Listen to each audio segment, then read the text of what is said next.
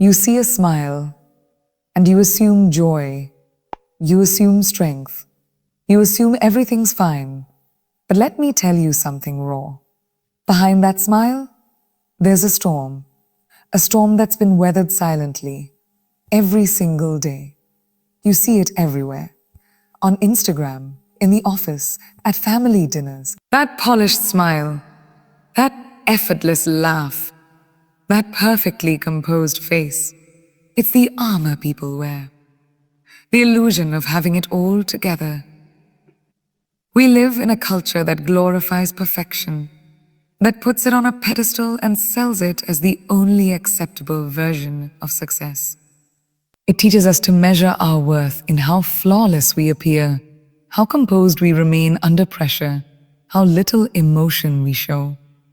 And so, people walk around wearing masks, rehearsing smiles and swallowing pain, just to fit into this illusion. Because in a world that praises a looking fine, admitting struggle feels like failure. From the moment we are young, we're told not to cry too much, not to be too sensitive, not to make others uncomfortable with our emotions. And what starts as subtle messaging becomes a lifelong habit of hiding, of pushing pain down deep and covering it with a smile. It becomes so routine that we start believing the act ourselves. We say, I'm good at even when we're breaking. We post the happy photo, even though we cried before taking it.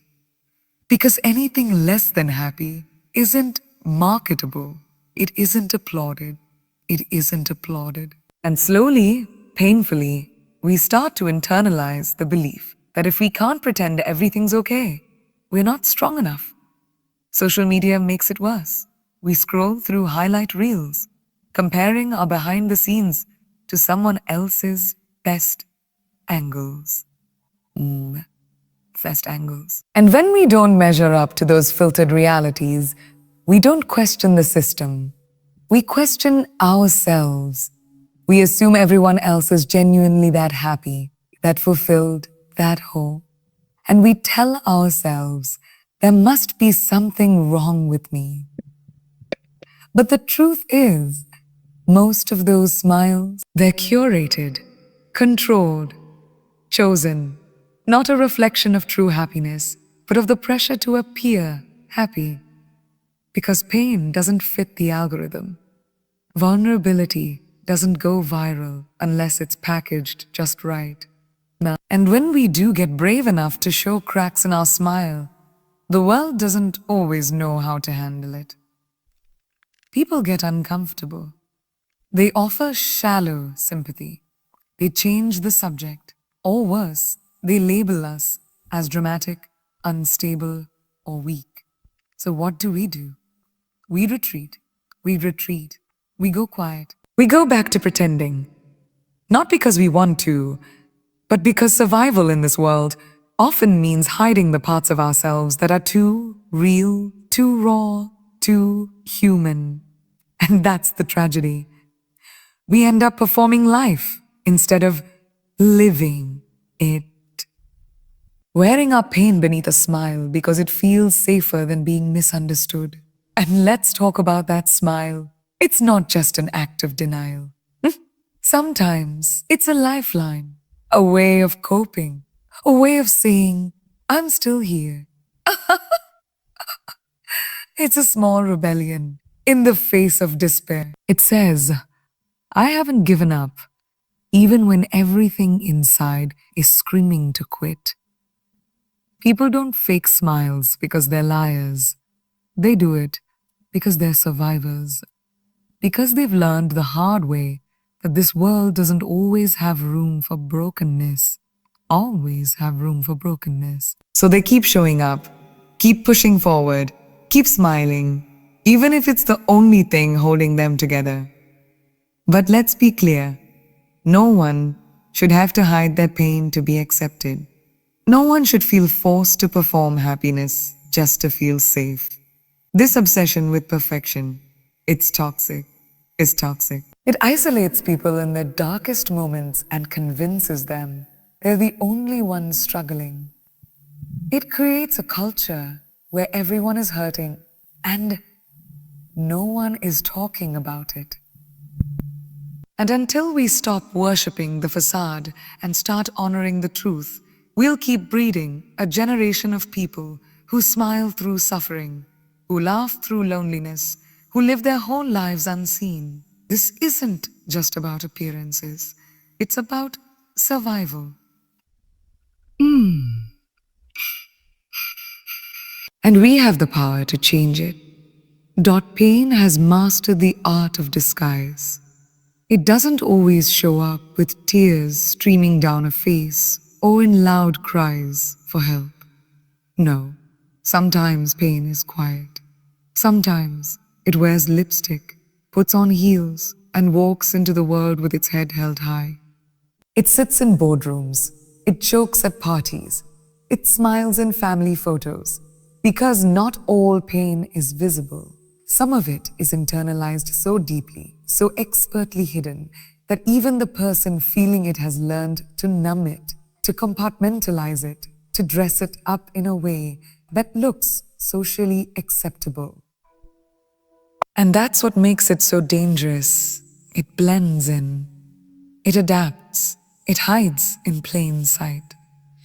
You see someone who looks like they have it all together. Maybe it's the colleague who always shows up early, delivers results, and never complains. Maybe it's the friend who's always cracking jokes, always the life of the party. Maybe it's the parent who takes care of everyone but never talks about their own needs. But what you don't see is the breakdown in the shower. The way they stare at the ceiling at 3 a.m., the hollow feeling they carry through the day like a secret weight strapped to their chest. They've mastered the skill of performance, not for applause, but for protection. Because when your pain doesn't look like what people expect, it often goes unacknowledged, even dismissed. There's a certain kind of pain that's born from having to be strong all the time, from being the reliable one, the achiever, the caregiver. Caregiver. People stop asking if you're okay because you've trained them to believe you always are. And when you finally do break, when the cracks show through that polished surface, people get confused. They say things like, "Oh, but you seem so happy," or "I never would have guessed." Exactly. Exactly. Because that's the whole point. That's what living behind a fake smile looks like. It's protecting the world from your chaos because you've been conditioned to believe your chaos is unacceptable. Sometimes people fake a smile, not because they want to deceive, but because they don't think anyone would understand. They've tried opening up before and were met with dismissal, judgment, or awkward silence.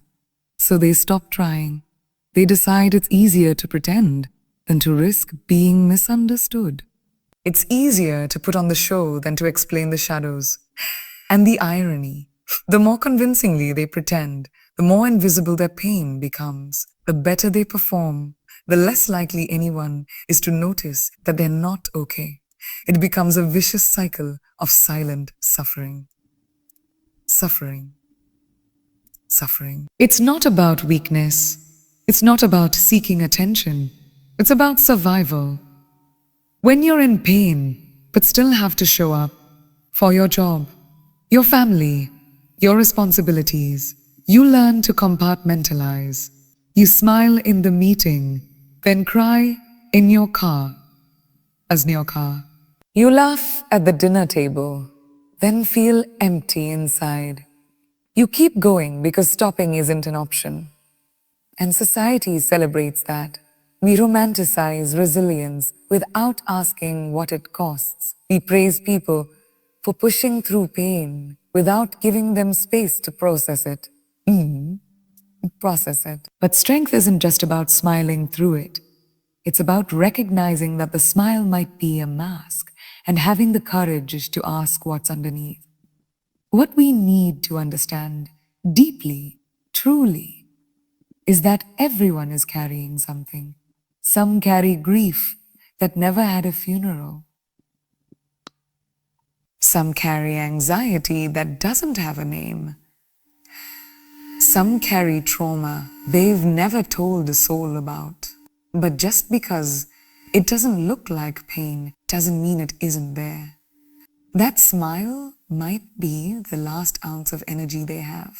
That laughter might be a shield to keep the world. But that's not strength, that's image. True strength is messier. It's grittier. It looks like a person standing in front of the world with scars that haven't fully healed, knees that have buckled 100 times. And yet, they're still standing.